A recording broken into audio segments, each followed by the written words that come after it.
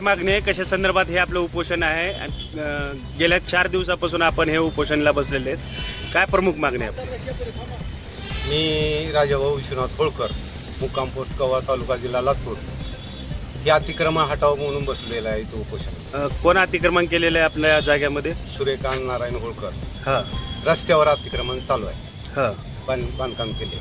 ते अतिक्रमण काढावं म्हणून मी उपोषणाला बसलो. मग तुमच्याकडे गट विकास अधिकारी किंवा ग्रामसेवक किंवा सरपंच गाव पातळीवरले काही लोक आले होते का नाही भेटायला आपल्याला? पंचायत समितीचे आले होते साहेब, स्वामी साहेब हां. आणि ग्रामसेवक साहेब आले होते, येऊन भेटून गेले.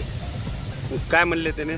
त्याने प्रश्न मार्गी काढतो म्हणजे. मग गेल्या 4 दिवसापासून आपण जिल्हाधिकारी कार्यालयामध्ये बसलेले आहेत. मग काय सांगाल तुम्ही या व्हिडिओच्या माध्यमातून? मला या व्हिडिओच्या माध्यमातून एकच सांगायचे की रस्त्यावरील जे अतिक्रमण आहे ते ताबडतोब काढावं. अतिक्रमण करणाऱ्यावर कारवाई केली पाहिजे अशी आपली प्रमुख मागणी आहे. हो.